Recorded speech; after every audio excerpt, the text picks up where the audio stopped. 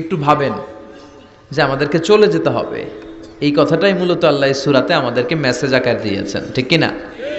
সূরার নাম হচ্ছে সূরাতুত তাকাসুর। কি নাম? কথা বলেন। তাকাসুর। তাকাসুর মানে হচ্ছে বেশি বেশি পাওয়ার লোভ। আরো লাগবে, খেতে পারে 5টা, হাতে নিয়ে রাখছে 10টা, কয় আরো দে। আছে না নাই? আমাদের দেশে বিভিন্ন দোয়া অনুষ্ঠান হয় না? দোয়ার পরে জিলাপি দেয়। আপনাদের এদিকে কি দেয়? জিলাপি দেয়। তো ছোট বাচ্চারা দেখবেন কয়েক জায়গায় জিলাপি দেয়, তো এদিকে 5টা নিচে, ওদিকে 5টা, ওর হাতে আর জায়গা হয় না, এরপর আরো নিতে গেছে ওই জায়গায়। আছে না নাই? এটা হচ্ছে মানুষের বৈশিষ্ট্য। মানুষ আরো চায়, যার আছে বেশি চায় বেশি। যার যত আছে তার তত চাহিদা। যার সাইকেল আছে সে হুন্ডা চায়, ঠিক কিনা?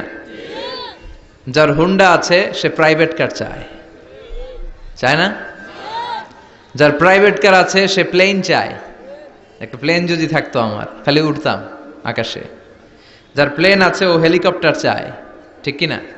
এই যে চাওয়া, আরো লাগবে, আরো আরো।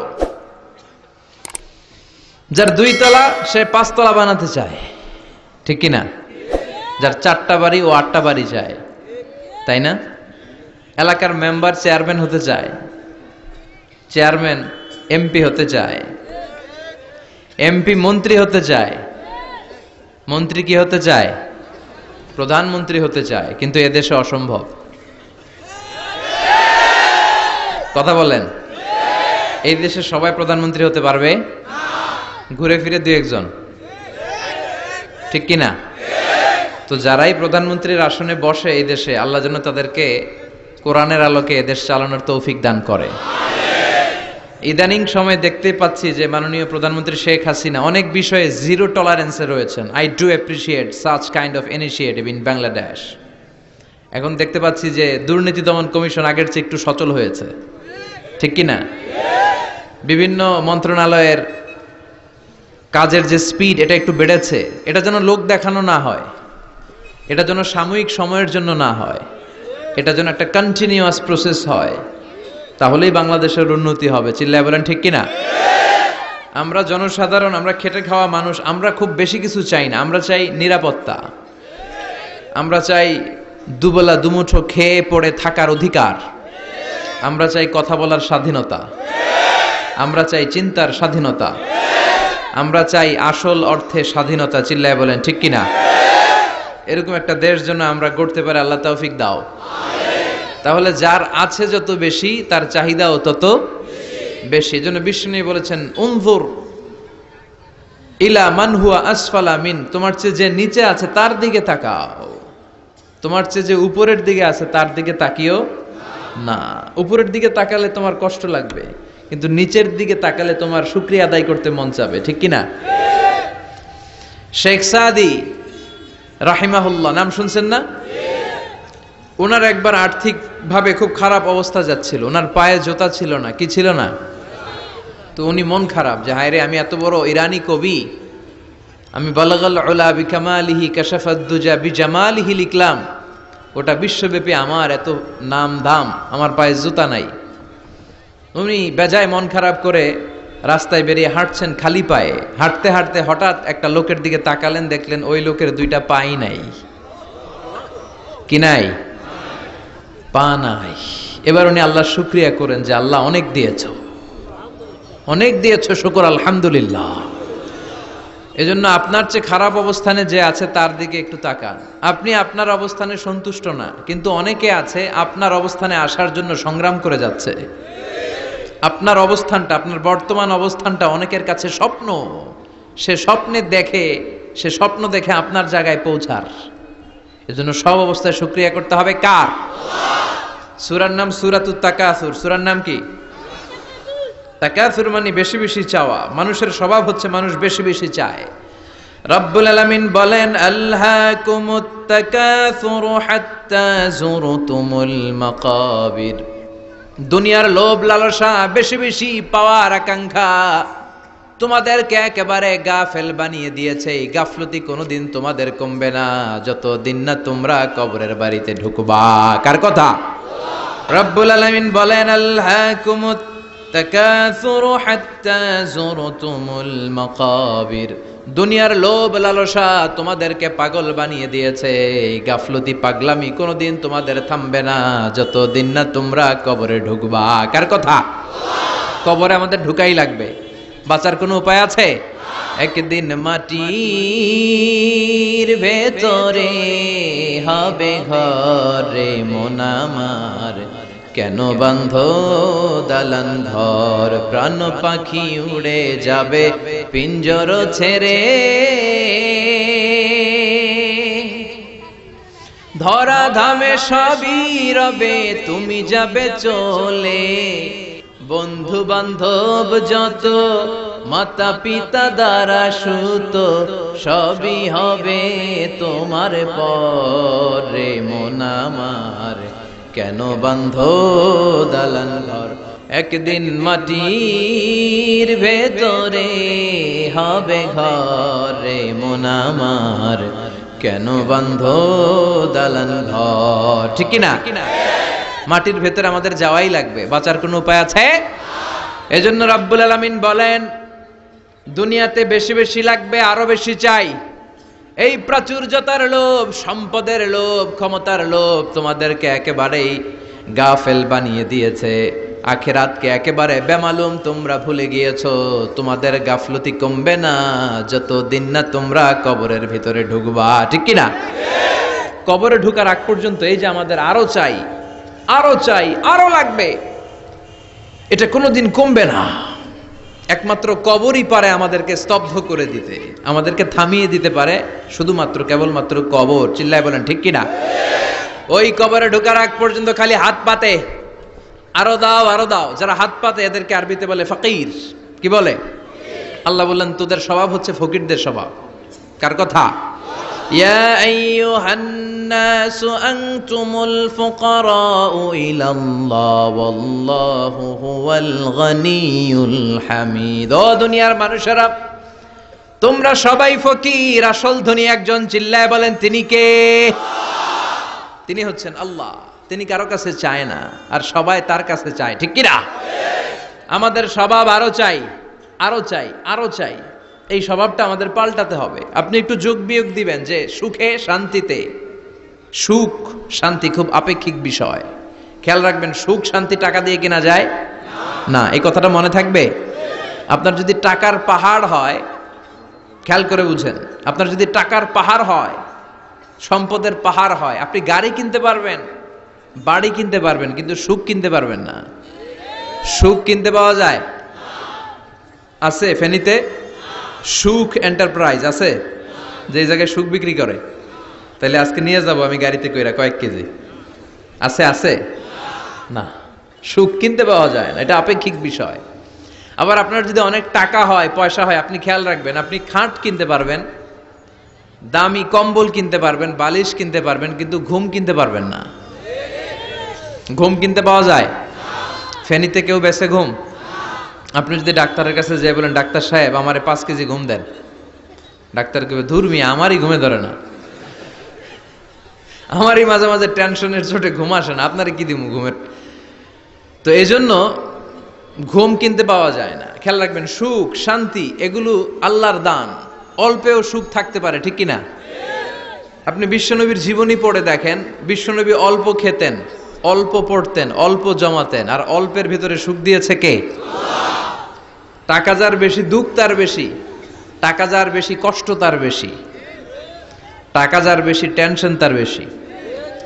আপনি খেয়াল করে দেখেন, যারা বড় বড় ভিআইপিস এন্ড সিআইপিস, অনেকদের সাথে আমাদের পরিচয় আছে, তো ফ্যামিলিগত অনেক বিষয় আমরা কিছুটা জানি। সুখ নাই, শান্তি নাই, খালি কষ্ট আর ব্যারাম। আর কি? ব্যারাম। আরাম আছে ইসলামের ভিতরে। আপনি অল্প খেয়ে অল্প পড়ে শুকর গুজার হবেন, এটার ভিতরে শান্তি আর আরাম ঢুকাই দিয়েছে কে? আপনি খুঁজে দেখবেন যে অনেক কোটি টাকার মালিক, এদেরকে সিআইপি বলে। বড় শিল্পপতিদেরকে কি বলে? CIP, commercially important person. এদের জন্য এয়ারপোর্টে একটা লাউঞ্জ থাকে, এয়ারপোর্টের ভিতরে আলাদা লাউঞ্জ, দেখবেন বড় করে লেখা সিআইপি লাউঞ্জ। আমার পরশুদিন প্রোগ্রাম ছিল ফরিদপুরে, তো ফরিদপুর থেকে আবার আমি রাত রাতে চলে এসেছি, সকাল 8টার ফ্লাইটে এসেছি চট্টগ্রামে। তো ওখানে এখন সোশ্যাল মিডিয়ার কল্যাণে আমাদেরকে অনেকে চিনে। তো ওখানে যত সিকিউরিটি আছে, গোয়েন্দার লোক আছে, সবাই আমাকে ধরছে যে হুজুর আপনি এখানে না বসে আপনি সিআইপিসদের রুমে চলেন। আমি কই ভাই আমি তো সিআইপি না, আমি মাফও চাই দোয়াও চাই। বলেন না আপনি আসেন। তো সিআইপি হচ্ছে কমার্শিয়ালি ইম্পর্টেন্ট পারসন, এদেরকে বলে সিআইপি। তো এরকম অনেক সিআইপিদেরকে আমরা চিনি। ঘরে সুখ নাই, শান্তি নাই, স্বামী স্ত্রীর মধ্যে ভালোবাসা নাই, আছে মানিল্য, ধরাধরি, কাটাকাটি, মারামারি। ছেলে মেয়েদের সাথে সুখ নাই, শান্তি নাই, ছেলে কথা শোনে না, ছেলে টানে গাঞ্জা, আছে না নাই? মেয়ে করে পরকিয়া, মা দেখে কিরণমালা। তো এইটা কি কোনো সংসার? এটা জাহান্নামের টুকরা। আচ্ছা এবার আসেন অল্প পয়সার মানুষ যারা যারা ফ্যাক্টরিতে কাজ করে, রিক্সা চালায়, কুলি মজুর, দেখেন এদের রোগবালাই নাই, কষ্ট নাই, ঘরে শান্তি, নিজেও নামাজ পড়ে, আবার ফ্যামিলিতে যারা আছে ওরাও নামাজ পড়ে, ছেলেটাও নামাজ পড়ে, মেয়েটাও নামাজ পড়ে, ছেলেটাও সূরা ফাতিহা পড়ে, মেয়েটাও পড়ে, আলহামদুলিল্লাহ বলে। এটারে সুখ বলে। সুখ চিনে নিয়ে যান, এটারে টাকা দিয়ে কিনতে পাওয়া যায় না। যারা ধনী, এই সিআইপিসদের টেনশন বেশি, এদের রোগ বেশি, এমনকি এরা খেতেও পারে না। ডাক্তার তাদেরকে খুবই রেস্ট্রিক্টেড একটা ডায়েট প্রেসক্রাইব করে। ডাক্তাররা বলে আপনি গোশত খাবেন না, মাছ খাবেন না, আপনি খাসি খাবেন না, চিংড়ি খাবেন না, শুধু খাবেন ঘাস, শুধু খাবেন সবজি, ভেজিটেবল। খুবই রেস্ট্রিক্টেড ডায়েট। ভেজিটেবল খেতে পারে, অল্প লিমিটেড কিছু ভাত খেতে পারে, রুটি খেতে পারে। তার মানে খাওয়াতে সুখ নাই, ফ্যামিলিতে সুখ নাই, রাতে চোখে ঘুম নাই, ঠিক কিনা? ঘুমের ট্যাবলেট 4টা-5টা খেয়ে এরা ঘুমাতে যায়, এরপর লাফ দিয়ে ওঠে, আছে না নাই? কিন্তু ঘুমের জন্য যে ট্যাবলেট লাগে এটা রিকশাওয়ালারা জানেই না। সুবহানাল্লাহ পড়েন। This is called peace. এটার বলে শান্তি। এই শান্তি দেওয়ার মালিক কে? এজন্য রব্বুল আলামিন বলেন আল্লাহকুমুত তাকাসুরু হাত্তা যুরতুমুল মাকাবির। দুনিয়ার লোভ লালসা তোমাদেরকে পাগল বানিয়ে দিয়েছে। এই পাগলামি কমবে না যতদিন না কবরে ঢুকো। কবরে ঢোকার আগ পর্যন্ত চাই চাই আরো লাগবে, এই মানসিকতা মানুষের থামবে না। মানুষ শুধু কম্পিটিশন করতে পছন্দ করে, ওর 5 তলা আমার লাগবে 10 তলা। কম্পিটিশন আছে না নাই? ফেনী শহরে আগে 10 তলা কোনো বিল্ডিং ছিল 20 বছর আগে? কথা বলেন, এখন আছে না নাই? ঢাকা শহরে আজ থেকে 20-25 বছর আগে 10 তলা 15 তলা বিল্ডিং খুঁজে পাওয়া যেত সহজে। এখন অলিতে গলিতে বিল্ডিং এর জন্য হাঁটাই যায় না। চিল্লায় বলেন ঠিক কিনা? বিশ্বনবী বললেন ওয়ান্তাল হুফাতাল উরাতাল আলাতা রিয়া আশ-শাইয়াতাতাওয়ালুনা ফিল বুনিয়ান। কিয়ামতের আগে দেখতে পাবা কিছু লোক যাদের পেটে খাবার ছিল না, গায়ে দেওয়ার মতো জামা ছিল না, সমাজে তাদের কোনো ধরনের নাম আর ডাক ছিল না, তারা হু হু করে বড়লোক হয়ে যাবে। They will start to construct high rises buildings in the cities. শহরে বড় বড় বিল্ডিং, টাওয়ার বানানোর প্রতিযোগিতা শুরু করবে। চিল্লায় বলেন ঠিক কিনা? এই টাওয়ার বানানোর প্রতিযোগিতা আছে না নাই? টাওয়ারের পর tower, Burj Al Khalifa, Petronas twin tower, Zamzam tower, kingdom tower, Shanghai tower, গোটা বিশ্বব্যাপী লম্বা লম্বা টাওয়ার গুলো আছে না নাই? তার মানে মানুষের এই প্রতিযোগিতামূলক চিন্তাধারা, মেন্টালিটি কখনো কমবে না যতক্ষণ না সে কবরে ঢুকে। চিল্লায় বলেন ঠিক কিনা? আপনি গোটা বিশ্বব্যাপী যদি খেয়াল করেন, যারা বড় বড় ধনকুবের আছে, বর্তমান পৃথিবীতে সবচেয়ে বড় ধনী লোকটার নাম কি চিনেন আপনারা ওনাকে? কি নাম? কত টাকার যে মালিক সে নিজেও জানে না।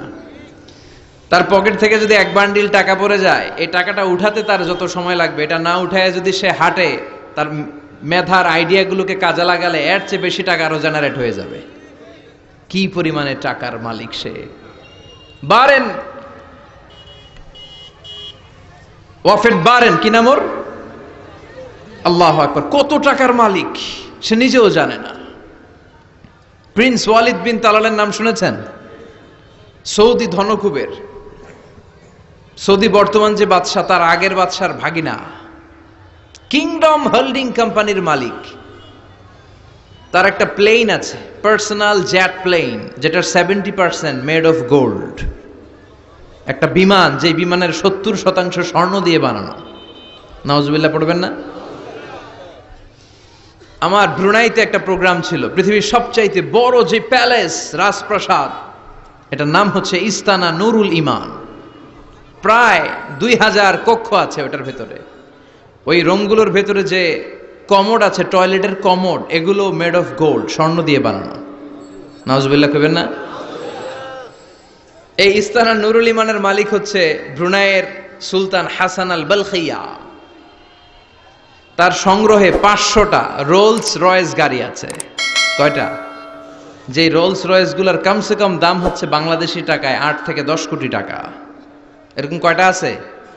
আচ্ছা, আপনারা উত্তর করেন যে একজন মানুষের আনন্দ ফুর্তি করতে, ঘুরতে, চিলিং করতে, আউটিং এ যেতে, লং ড্রাইভে যেতে সবাই মিলে ফ্যামিলির কয়টা গাড়ি লাগে?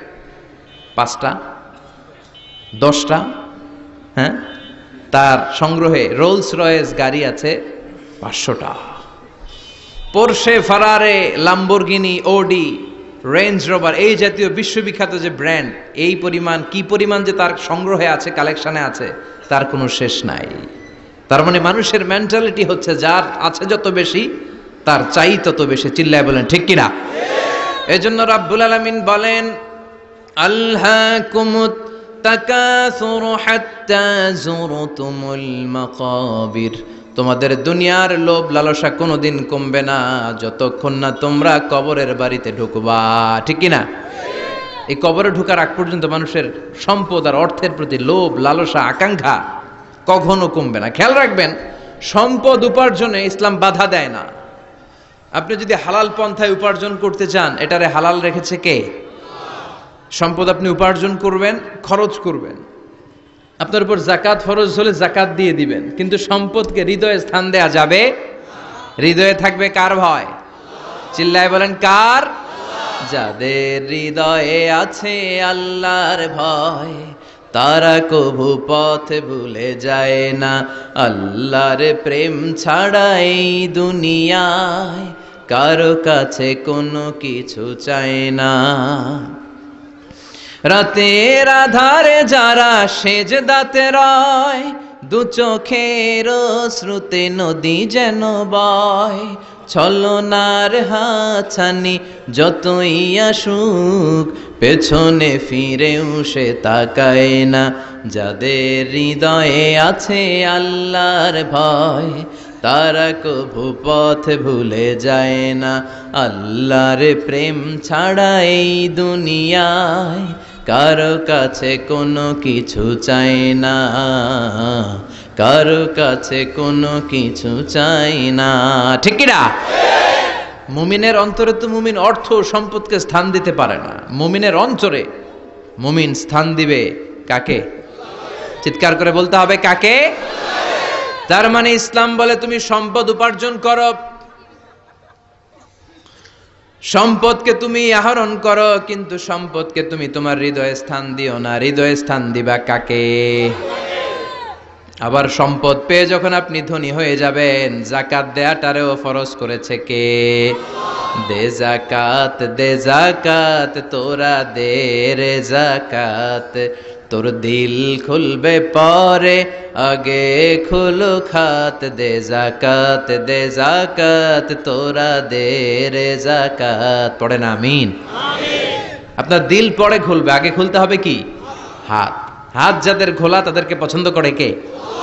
আবার বিশ্বনবী বললেন 7 শ্রেণীর ব্যক্তি আছে, যে 7 শ্রেণীর ব্যক্তিকে রব্বুল আলামিন কিয়ামতের ময়দানে আরশের নিচে ছায়া দিবে।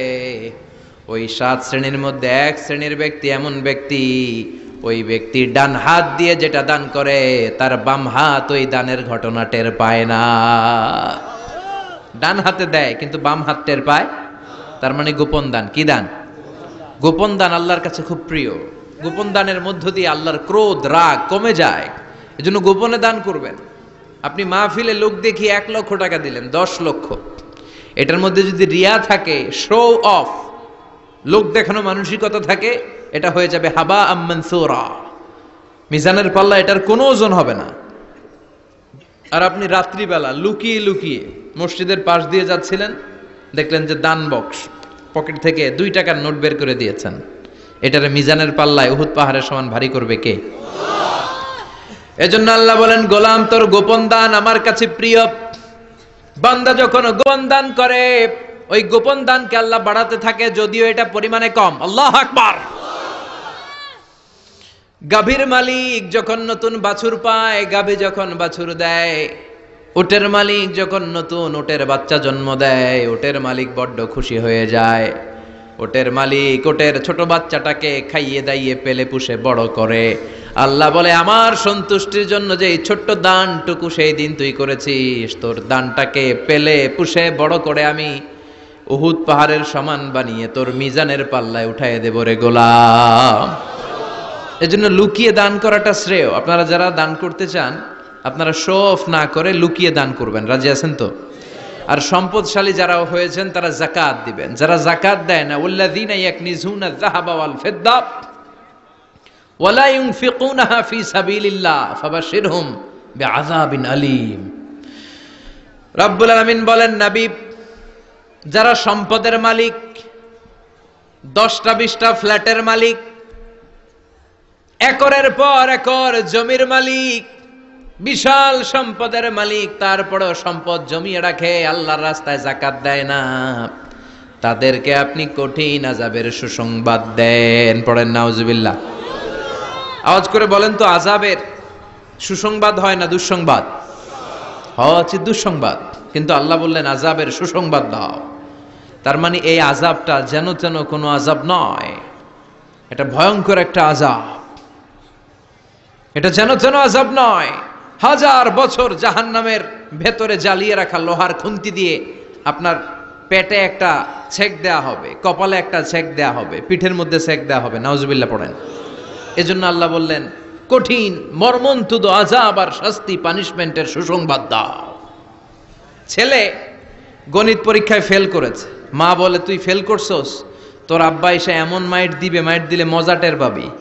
আচ্ছা, আওয়াজ করে বলেন, মাইট দিলে কি মজা পাওয়া যায় না ব্যথা পাওয়া যায়? কিন্তু মা বললেন যে মজা টের পাবি, তার মানে মাইটটা যে কড়া মাইর হবে, শাস্তিটা হবে বড় ডেঞ্জারাস শাস্তি। এই শাস্তির তীব্রতা, মাইরের তীব্রতা বোঝানোর জন্য মা মজার কথা বলেছেন। চিল্লায় বলেন ঠিক কিনা? এজন্য সম্পদশালী যারা হয়েছেন, আল্লাহর শুকরিয়া করেন আর বছরান্তে যাকাত দিয়ে দেন। সম্পদের মধ্যে বরকত দিবে কে? সাইয়েদনা মুসা আলাইহিস সালামের নাম শুনেছেন? ওনার এক চাচাতো ভাই ছিল কারুন, বিশাল সম্পদের মালিক। কত যে সম্পদ!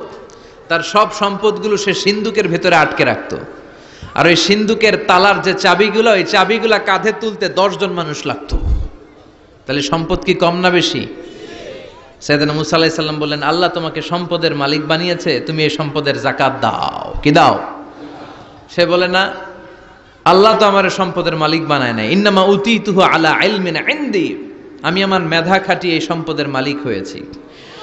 সাইয়েদনা মুসা আলাইহিস সালাম বললেন, যাকাত দাও, না হয় আল্লাহর আযাবের অপেক্ষায় থাকো। কারণ বলে, তোমার আল্লাহরে বলো যদি পারে আমারে আযাব পাঠাইতে, আমার দিকে যদি পারে তোমার আল্লাহ যেন আযাব পাঠায়। আল্লাহরে চ্যালেঞ্জ দিস। কারে চ্যালেঞ্জ দেয়? আল্লাহ তো ছাড় দেয় কিন্তু ছেড়ে দেয় না, এটা জানেই না। আল্লাহ কি দেয়? কি দেয় না? এই কথাটা মনে রাখতে পারবেন? আল্লাহ কি দেয়? কি দেয় না? আল্লাহ ছাড় দেয়, আল্লাহ চান্স দেয়, আল্লাহ সুযোগ দেয়, আল্লাহ ভালো হয়ে যাওয়ার সুযোগ দেয়, কিন্তু আল্লাহ ভুলে যায় না, আর আল্লাহ ছেড়েও দেয় না। চিল্লায় বলেন ঠিক কি না? কারণ বলে, তোর আল্লাহরে বল, পারলে আমারে মারতে, পারলে আযাব পাঠাতে বল, দেখি তোর আল্লাহর শক্তি কত রে মুসা, আযাব পাঠাতে বল। আল্লাহ বলে, ফাখাসাফনা বিহি ওয়া বিদারিহিল আরদ। এই কথা বলার সাথে সাথে কারুনের বিশাল সিন্ধুকের বাক্স, স্বর্ণের বাক্স, রূপার বাক্স, সম্পদের বিশাল বিশাল সিন্ধুকগুলো সহ কারুনকে আমি জামিনের মধ্যে দাবিয়ে দিলাম। নাউজুবিল্লাহ পড়েন। জামিনে, এটা একটা আশ্চর্যজনক শাস্তি। এই শাস্তি আবার অন্যদেরকে আল্লাহ দেয় নাই। আল্লাহ কাউকে আযাব দিয়েছেন প্রচন্ড বাতাস, বাতাস দিয়ে আল্লাহ উড়িয়ে দিয়েছেন। কাউকে দিয়েছেন পাথর বৃষ্টি, কাউকে দিয়েছেন আগুন বৃষ্টি, কাউকে দিয়েছেন ভূমিকম্প, কাউকে আল্লাহ আকৃতির বিকৃতি ঘটিয়েছেন। দাউদ আলাইহিস সালামের কিছু কওম তারা সাগরের মাছ ধরে রাখতো, এই মাছগুলো সাইয়েদনা দাউদ আলাইহিস সালামের কণ্ঠের তেলাওয়াত শুনতে আসতো। আল্লাহ বললেন শনিবারে মাছ ধরা যাবে না। কি বারে ধরা যাবে না? কারণ প্রত্যেক সপ্তাহের শনিবারে আকাবা উপসাগরের তীরে বসে সাইয়েদনা দাউদ আলাইহিস সালাম ওনার সুরের ঝংকার তুলে জাবুর কিতাব তেলাওয়াত করতেন। আমাদের কোরআনে সূরা আছে 114টা, আর ওনার জাবুর কিতাবে ছড়া ছিল 150টা। আমরা পড়ি সূরা, ওনারা পড়তেন ছড়া। সুবহানাল্লাহ কইবেন না? তো ওনার গলায়ও সুর, আবার ওইটা ছড়া, গাইলে কত সুন্দর লাগে। উনি আকাবা উপসাগরের পাশে বসে এই ছড়াগুলো তেলাওয়াত করতেন, শিক্ষণীয় ইসলামিক ছড়া। আর এই ছড়ার সুরে মুগ্ধ হয়ে সাগরের মাছগুলো সাগর ছেড়ে দিয়ে ডাঙ্গায় চলে আসতো।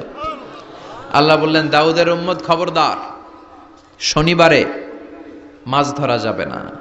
রবি থেকে শুরু করে শুক্রবার পর্যন্ত ধর, নিষিদ্ধ হচ্ছে শনিবারে।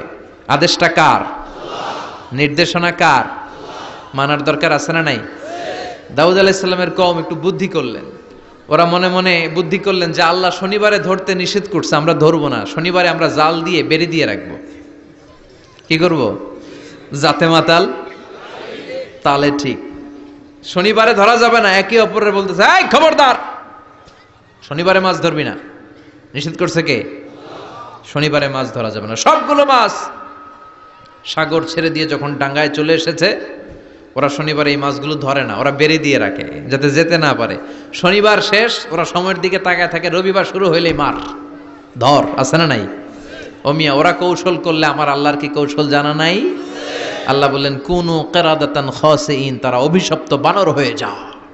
আল্লাহ এক একজনের এক এক শাস্তি দিয়েছে, কিন্তু এই কারুনকে দিয়েছে ভিন্নতর একটা শাস্তি। সমুদয় সম্পদ সহ আল্লাহ তাআলা কারুনকে মিশরের ফায়ুম জেলার মাটিতে দাবিয়ে দিয়েছে। কারুনের পা পর্যন্ত দেবে যায়, কারণ ভাবছে উঠে যাবে। কোমর পর্যন্ত দেবে যায়, কারণ ভেবেছে কিছু হবে না, আমার গায়ে অনেক শক্তি, আমি পার পেয়ে যাব। গলা পর্যন্ত যখন দেবে যায়, কারণ কয় মুসা সব সম্পদ তোর, আর তোর আল্লাহ লইয়া যা, আমারে সাইরা দে। সব সম্পদ তোর মুসা, সব তোর, গাড়ি তোর, বাড়ি তোর, সিন্ধুকের বাক্সগুলা তোর আর তোর আল্লাহর, আমারে খালি সাইরা দে, আমি বাঁচতে চাই। আল্লাহ ছাড় দেয় কিন্তু ছেড়ে দেয় না। কারুনরে সেদিন আল্লাহ ছেড়ে দেয় নাই, ফেরাউনরে অনেক ছাড় দিয়েছে, ছেড়ে দেয় নাই। এই জন্য আল্লাহর সাথে অধ্যত্বপূর্ণ আচরণ যারা করে, আল্লাহ তাদেরকে ছাড় দেয় কিন্তু কশ্চিন কালেও ছেড়ে দেয় না। চিল্লায় বলেন ঠিক কিনা? কারণকে জামিনের মধ্যে দাবিয়ে দেয়া হলো, সম্পদ সহ জামিনের মধ্যে। আল্লাহ কারণকেও দাবালেন, কারণের সম্পদও দাবালেন, গোটা বিশ্বের মানুষের চোখে আঙ্গুল দিয়ে দেখানোর জন্য কারণের একটা ছোট্ট বাড়ি আল্লাহ রেখে দিলেন। সুবহানাল্লাহ। মনোযোগ আছে আপনাদের? তাকবীর পড়েন, লিল্লাহি তাকবীর। এই যাকাত যদি না দেন, আপনার এই আদরের সম্পদগুলো, ব্যাংক ব্যালেন্স, আপনার প্রাইস বন্ড, আপনার ফ্ল্যাটগুলো, আপনার একর একর জমিগুলো কিয়ামতের দিন কি হবে জানেন? সুজাআন আকরা, টেকো সাপ। সাপের মাথায় চুল হয়, জানেন? এই যে ফানা ধরে না, এইটা হচ্ছে সাপের মাথা। এখানে সাপের মাথায় কিছু পশম হয় আর চুল হয়, কিন্তু যেই সাপ বেশি বিষাক্ত, বিষের ঠেলায় ওই চুল পড়ে যায়। এই জায়গায় চুল, আবার দেখতে যায় না আজকে সাপ ধইরা একেবারে শেষ করে দিবে। তো আল্লাহ যে সাপগুলো দিয়ে আমাদেরকে পানিশমেন্ট দিবে, এগুলো তো দুনিয়ার সাপের মতো, তাই না? এগুলো মনে হয় অ্যানাকোন্ডার মতো, C snake, rattle snake, king cobra, black mamba, Python, এই জাতীয় সাপ না। সুজাআন আকরা, টেকো সাপ, মাথায় চুল নাই, এক একটা ছোবলে আপনার পুরো দেহটা ভেনোমাস হয়ে যাবে, পয়জনাস হয়ে যাবে। এক ছোবলে দেহটা 70 গজ জামিনের নিচে চলে যাবে। এজন্য যাকাত দেয়ারে আবশ্যক করে দিয়েছে কে? এখন আবার যাকাতের শাড়ি আর লুঙ্গি সমাজে আছে না নাই? আল্লাহর কসম করে বলছি, যাকাতের শাড়ি, যাকাতের লুঙ্গি বলতে কিছু নাই।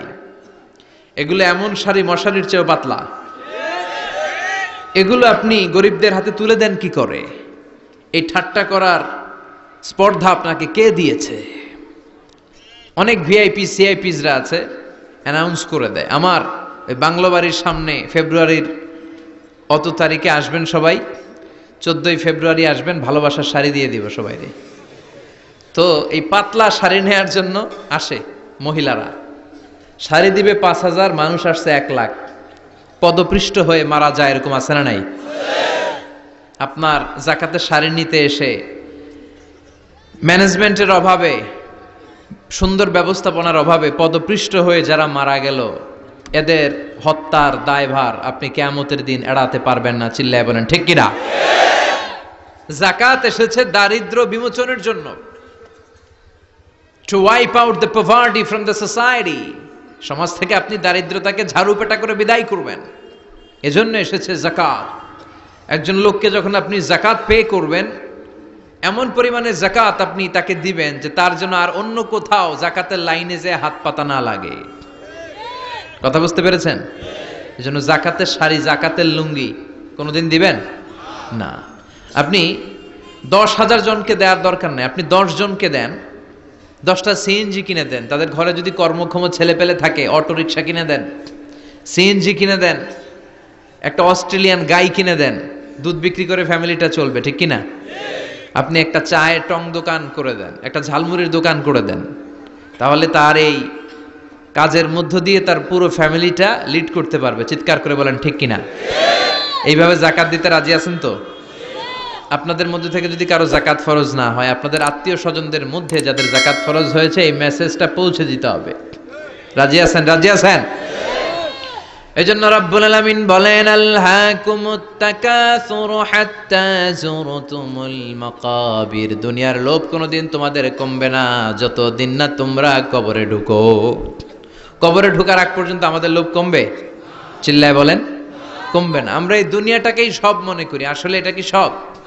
কথা বলেন, আসলে এটা সব না। আমরা চাক্ষুষ যখন মালাকুল মাউতকে দেখতে পাবো, তখন আমাদের টনক নড়বে।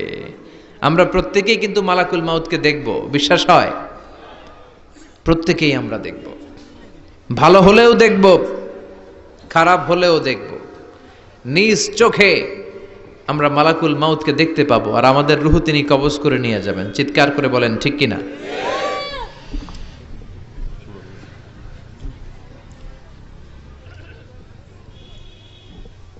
যারা মুমিন বান্দা, যারা ইমানদার, তারা মালাকুল মাউতকে দেখবে খুব সুশ্রী, সুন্দর, সাদা ধবধবে জুব্বা পরা একটা যুবকের বেশে।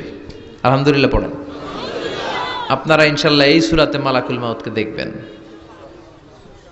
সুশ্রী সুন্দর এক যুবকের বেশে, সুঘ্রাণ তার গা থেকে আসছে। সে এসে মুমূর্ষু ব্যক্তির মাথার সামনে বসে পড়ে, বসে বলে, ইয়া আইয়াতুহান নাফসুল মুতমাইন্না, হে প্রশান্ত আত্মা, উখরুজি ইলা মাগফিরাতিল্লাহি ওয়া রিদওয়ানি, আল্লাহর ক্ষমা, আল্লাহর সন্তুষ্টির দিকে তুমি বের হয়ে আসো। বলতে বলতে রুহুটা স্মুথলি মুমিন বান্দার দেহ থেকে বের হয়ে মালাকুল মাউতের হাতে চলে যায়। কাফান মিন আকফানিল জান্নাহ, হানুত মিন হানুতিল জান্নাহ, জান্নাতের হানুত এনে, কাফন এনে মালাকুল মাউত এটাকে খুব সম্মানের সাথে, আমরা বাঁচলেও যেমনি সম্মানিত, আমরা মরে গেলেও। রব্বুল আলামিন বলেন, ওয়ালাকাদ কাররামনা বানি আদম, আমি বনি আদমকে সম্মানিত করেছি, বেঁচে থাকলেও মানুষ সম্মানিত, মরে গেলেও সম্মানিত, ঠিক কিনা? বিশ্বনবী দেখলেন একটা লাশ নিয়ে যাওয়া হচ্ছে, পেছনে পেছনে অনেক মানুষ, লাশ বহনকারী মানুষগুলোরে দেখে বিশ্বনবী সাহাবাদের সাথে বসা ছিলেন, হঠাৎ বিশ্বনবী দাঁড়িয়ে গেলেন। সাহাবারা বললেন, নবী ইন্নাহু ইয়াহুদি, এইটা তো ইহুদির লাশ, আপনি দাঁড়ালেন কেন? আপনি বসেন। বিশ্বনবী বললেন, আওয়ালাইসাত নাফসান, হোক না ইহুদির লাশ, এটা কি মানুষ না? সুবহানাল্লাহ পড়েন। কি নবী ছিলেন!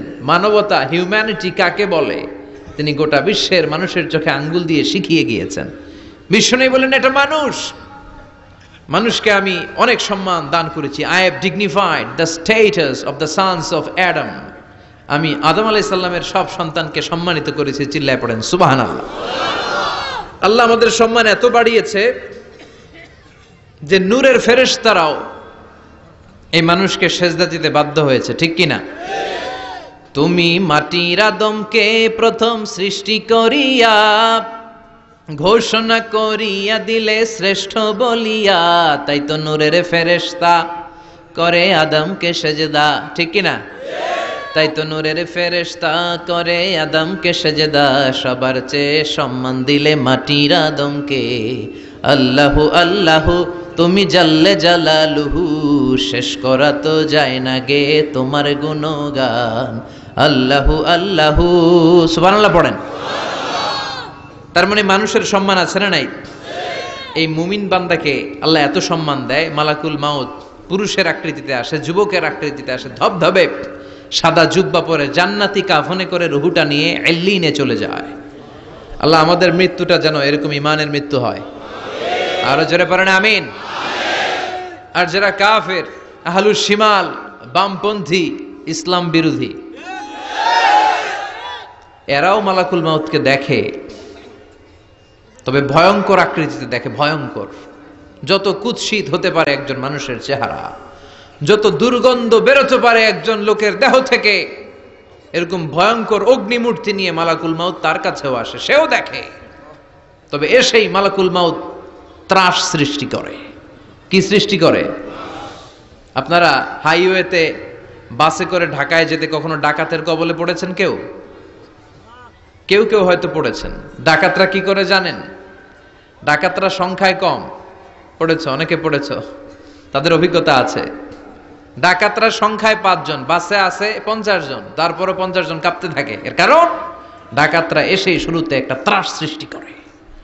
ওরা রামদা দিয়ে, চাকু দিয়ে এলোপাথাড়ি কোপায় পুরুষগুলোরে, যাতে রক্ত দেখে ভয়ে যা যা আছে আগে রেডি করে রাখে। কথা কন? মালাকুল মাউত ইসলাম বিরোধী আর গাদ্দার গুলোর মাথার সামনে এসে ত্রাস সৃষ্টি করে। এসে বলে, ইয়া আইয়াতুহান নাফসুল খাবিসা, হে পাপাত্তা বের হ। দুনিয়াতে ইসলাম রে অনেক বাস দিয়েছিস, আল্লাহর নবীকে অনেক গালি দিয়েছিস, ইসলামী আইনের বিরোধিতা করেছিস, ইসলামী আন্দোলনের 12টা বাজিয়েছিস। একটার পর একটা বলে ত্রাস সৃষ্টি করে, আর লোকটা কাঁপতে থাকে ভয়ে। আর বলে, ইয়া আইয়াতুহান নাফসুল খাবিসা, পাপাত্তা বের হয়ে আয়, বের হ। মুমিনের আত্মা যেমনি ডাক দেওয়ার সাথে সাথে স্মুথলি বের হয়েছে, কাফের আর মুশরিক ইসলাম বিরোধীদের আত্মা কেউ এরকম তাড়াতাড়ি বের হবে নাকি? উখরুজি ইলা গাদাবিল্লাহ, আল্লাহর রাগ, ক্রোধ আর ঘৃণার দিকে আত্মা তুই বের হয়ে আয়। বের হয় না। আত্মা একবার ডানে দৌড় মারে, একবার বাঁয়ে দৌড় মারে, সামনে মারে, পেছনে মারে, আত্মাটা শুধু ছোটাছুটি করে। এবার মালাকুল মাউত গায়ে যত জোর আছে টেনে টেনে টেনে হিচড়ে আত্মাটারে বের করে নিয়ে আসে। আল্লাহ, এই মরণ থেকে তুমি আমাদেরকে বাঁচাও। একটা জীবিত ছাগলকে জবাই না করে তার চামড়া দেহের এক জায়গা থেকে উল্টো দিকে টেনে হিচড়ে বের করলে সে যতটা ব্যথা পায়, এর চেয়ে বেশি ব্যথা কষ্ট দিয়ে ইসলাম বিরোধীদের রুহু কবজ করা হয়। এজন্য সেদিনের অপেক্ষায় আমরা সবাই আছি, ঠিক কিনা? তখন বোঝা যাবে কার কত ক্ষমতা, তখন বোঝা যাবে কার প্রতিফল কিরকম হবে, কার আবাসস্থল কোথায় হবে, কে ডানপন্থী, কে বামপন্থী, কে জান্নাতি জাহান্নামী, সেদিন সব গোমর ফাঁস হয়ে যাবে। এজন্য রাব্বুল আলামিন বলেন, আলহাকুমুত তাকাসুরু হাত্তা যুরতুমুল মাকাবির। দুনিয়ার লোভ লালসা তোমাদেরকে একেবারে পাগল বানিয়ে ফেলেছে। ক্ষমতার লোভ, টাকার লোভ, খ্যাতির লোভ, যশের লোভ তোমাদেরকে এমন পাগল বানিয়েছে, আখিরাতকে বেমালুম তোমরা ভুলে গিয়েছো। তোমাদের এই গাফলতি কশিন কালেও থামবে না, কমবে না, যতদিন না তোমরা কবরে ঢুকবা, ঠিক কিনা? এজন্য প্রিয় ভাইরা, একটু থামেন, স্টপ, সিট ডাউন, একটু ভাবেন যে আমাদেরকে চলে যেতে হবে। আমরা আজীবন থাকতে আসি নাই। এই দুনিয়াটা একটা মরীচিকা, তাই না? এই পৃথিবীটা একটা মায়াজাল, এটা একটা ধোঁকা। এই মায়াজালের ভেতরে আমরা পড়ে আছি। এই পৃথিবীর দৃষ্টান্ত হচ্ছে 4টা স্বর্ণের টুকরা আর 3টা লাশের মতো। আওয়াজ করে বলেন তো, স্বর্ণের টুকরা কয়টা? লাশ কয়টা? অনেক অনেক আগের জামানায় 3 জন যুবক তাদের কর্মসংস্থানের জন্য বেরিয়েছে। পথিমধ্যে তারা গুপ্তধন পেয়েছে। কি পেয়েছে? 4টা স্বর্ণের টুকরা পেয়ে তো মহা খুশি, আমরা বেঁচে গেলাম, আমরা ধনী হয়ে গেলাম, আর জীবনে আমাদের দুঃখ নাই, কষ্ট নাই। এবার মানুষ 3 জন, স্বর্ণের টুকরা 4টা, একটু ঝামেলা হয়ে গেল না? 4 জনে 4টা পাইলে ভালো হইতো না? মানুষ কয়জন?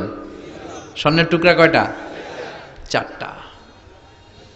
এবার তারা বলতে লাগলো আমাদের প্রচন্ড ক্ষুধা পেয়েছে। একজনকে বলল তুই বাজারে যা, বাজার থেকে রুটি কিনে নিয়ে আয়। সে রুটি কিনতে গেল, আর এই 2 জন মিলে ভাবতে লাগলো শয়তানের ওয়াসওয়াসায় পড়ে একটা কাজ করি, যেটারে রুটি আনতে পাঠাইছে ওটারে যদি শেষ করে দিতে পারি, মানে ওটার কেল্লা যদি ফতে করে দিতে পারি, তাহলে তো আর ভাগাভাগির কোনো কাজ নাই। স্বর্ণ 4টা, তুই পাবি 2টা, আমি পাবো। আর যে রুটি আনতে গিয়েছে সে মনে মনে ভাবে রুটিতে যদি 20 মাখায় নিতে পারি। দেখছেন খেলা? আল্লাহু আকবার। রুটিতে কি মাখায় নিতে পারি? 20।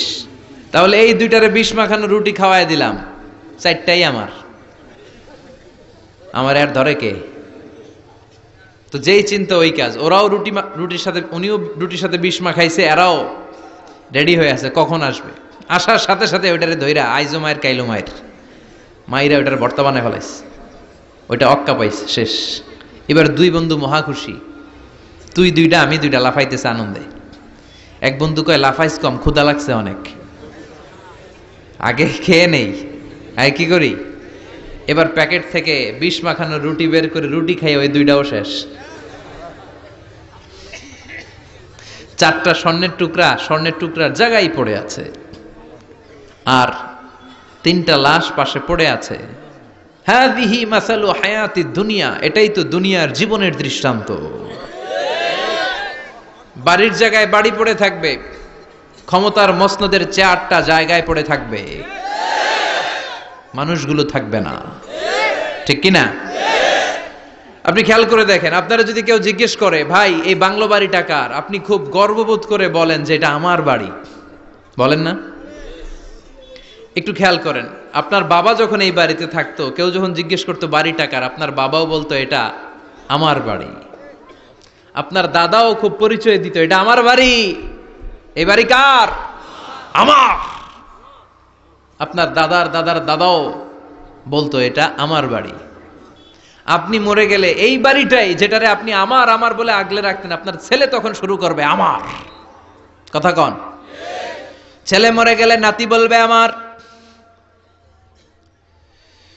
ছেলে বা নাতি যদি এই জায়গাটা বাড়িটা বিক্রি করে দেয়, যাদের কাছে বিক্রি করা হলো, তখন তারা শুরু করবে আমার। ঠিক কিনা? পরের জায়গা পরের বাড়ি, ঘর বাঁধিয়ায় আমি রই, আমি তো সেই ঘরের মালিক নই। সবকিছুর আসল মালিক কে? সেজন্য আল্লাহ বললেন আলহাকুমুত তাকাসুরু হাত্তা যুরতুমুল মাকাবির। দুনিয়ার লোভ লালসা তোমাদের কমবে না যতদিন না তোমরা কবরে ঢুকবা। বিশ্বনবী বললেন লাউ আন্না লিকুল্লি ইবনি আদম ওয়াদিয়ান মিন যাহাব, পৃথিবীর প্রত্যেকটা মানুষকে যদি আল্লাহ একটা করে স্বর্ণের পাহাড়ের মালিক বানিয়ে দেয়, আহাব্বা আইয়াকুনা লাহু ওয়াদিয়ান, সে আরো একটা স্বর্ণের পাহাড়ের মালিক হওয়ার চেষ্টা করবে। ওয়ালাই ইয়ামলা আফাহু ইল্লা তুরাব, কবরের মাটি ছাড়া তার এই লোভ লালসা, অতিরিক্ত চাওয়া পাওয়ার ইচ্ছা কোনোদিন কেউ থামাতে পারবে না। একটু বুঝে শুনে উত্তর দেন, একটা স্বর্ণের পাহাড়ের মালিক যদি আমি হই, আমি আমার 14 পুরুষ এটারে বিক্রি করে করে খেয়েও কি শেষ করতে পারবো? আপনি পাহাড় দেখছেন কত বড়, যে স্বর্ণের পাহাড় যদি হয়, এটার বেচে খেয়ে মজমাস্তি করে আমাদের 14 পুরুষের জীবন কেটে যাবে। তাহলে আরেকটা পাহাড় দিয়ে আমি কি করব? এটা মানুষের স্বভাব, যার আছে বেশি সে চায় বেশি। আল্লাহ বলে থাম, একটু থাম, অনেক হয়েছে, আর না, তোমাকে চলে যেতে হবে। এই পাগলামির মায়া জালে আর পড়ে থেকো না, ঘুমন্ত বিবেকটাকে জাগাও, আখিরাতের সামানা তৈরি করো। চিল্লায় বলেন ঠিক কিনা? হাত্তা যুরতুমুল মাকাবির, এই কবর জিয়ারত তোমাকে করতে হবে। কবর হলো এমন জায়গা, এটা হলো মরণের পরে আখিরাতের প্রথম ধাপ। বিশ্বনবী বললেন এই ধাপটা যদি সহজ হয়, আখিরাতের বাকি ধাপগুলোরে সহজ করে দিবে কে? আর এই কবরের প্রশ্নের উত্তর যদি উল্টা পাল্টা হয়ে যায়, প্রথম ধাপের প্রশ্নের উত্তর যদি গোলমাল পেকে যায়, পরের ধাপগুলোতে মায়ের আছে না নাই? বিশ্বনবী বললেন মুমিনদের জন্য এই কবরে প্রশ্ন থাকবে কয়টা? কথা কন। 4টা। যারা ইসলাম বিরোধী, যারা কাফের, যারা মুশরিক, যারা বামপন্থী, তাদের থাকবে 3টা। মুমিনদের জন্য 4টা। মুমিনদের প্রথম প্রশ্ন, হু ইজ ইউর লর্ড? মার রব্বুক, তোর রবের নাম কি? চিল্লায় বলেন আমাদের রব কে? আল্লাহ আমারে রব। দমে দমে তনু মনে তারি অনুভব, আল্লাহ আমারে রব। তোমার দুনিয়াতে আমি যেদিকে তাকাই, অথই নেয়ামাতে ডুবে আছি সবাই। পাক পাখালির গানে শুনি তসবিহ কলরব, তসবিহ কলরব। পড়েন আল্লাহ আমারে রব। প্রথম প্রশ্ন করা হবে মার রব্বুক, তোর রবের নাম কি? চিল্লায় বলেন আমাদের রব কে? দ্বিতীয় প্রশ্ন, মা দীনুক, তোর ধর্মের নাম কি? আমাদের ধর্মের নাম কি? বিশ্বনবীর চেহারা দেখিয়ে বলা হবে আতারিফু মান হাযার রাজুল, এই লোকটারে চিনো কিনা? আমরা বলবো চিনি। উনি আমাদের পেয়ারা নবী, ঠিক কিনা? চাঁদের চেয়ে সুন্দর তুমি নবী আমার কমলিহিওয়ালা, দু জাহানের বাদশাহ তুমি প্যারা নবী সাল্লে আলা, দু জাহানের বাদশাহ তুমি প্যারা নবী সাল্লে আলা, চাঁদের চেয়ে সুন্দর তুমি নবী আমার কমলিহিওয়ালা। সুবহানাল্লাহ পড়েন। আমরা বিশ্বনবীর চেহারা দেখা মাত্রই চিনে যাব, ঠিক কিনা? আমরা বলবো এই লোককে চিনি, মানি উনি ছিল আমাদের জান, আমাদের প্রাণ, আমাদের কলিজা। এই নবীর জন্য আমরা সব করতে রাজি। এই নবীর সম্মান আর ইজ্জত বাঁচাতে আমরা দেহের তাজা রক্ত ঢালতে রাজি। এই নবী আমাদের সব। এই নবীর সুপারিশ ছাড়া আমি জান্নাতে যেতে পারবো না। এই নবীর আমরা চিনি, মানি উনি তো আমাদের পেয়ারা নবী। এই 3টা প্রশ্নের উত্তর যখন পেরে যাবেন আপনারা ইনশাআল্লাহ, চতুর্থ একটা প্রশ্ন, ওয়ামা ইলমুক, হোয়াটস ইউর নলেজ? তুমি কিভাবে শিখলা? তুমি কি নকল করে শিখেছো না জেনে বুঝে? আপনাকে বলতে হবে কোরআন থেকে জেনে, হাদিস থেকে মেনে মেনে আমি শিখেছি।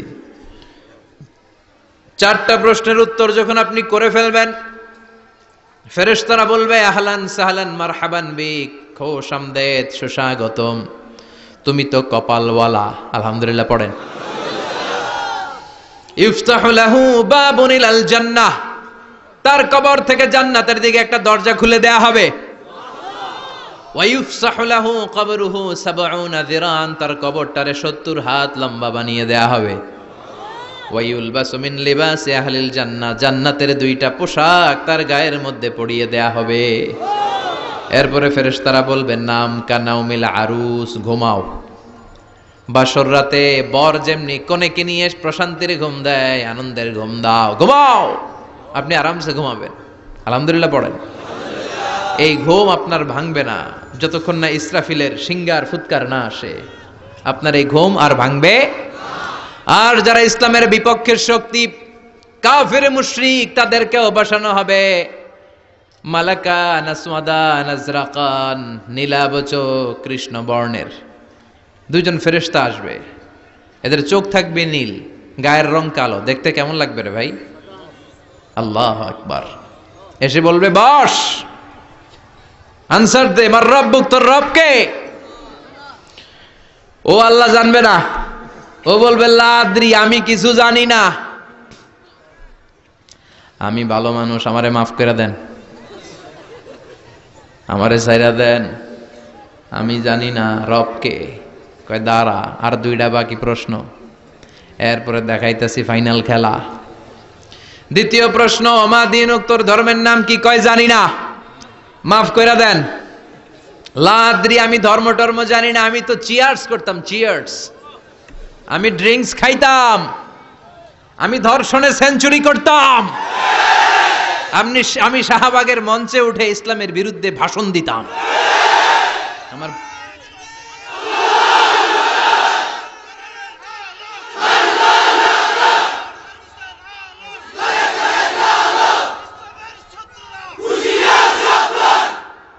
সে পাগলের মতো বলবে লা আদরি, আমি কিছু জানি না, আমি কিচ্ছু মনে করতে পারছি না, কে আমার রব?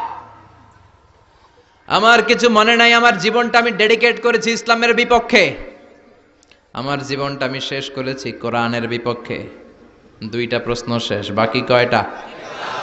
এবার বিশ্বনবীর চমৎকার নূরানি চেহারাটা দেখিয়ে বলা হবে, আতারিফু মান হাযার রাজুল, এই লোকটারে চিনো নাকি?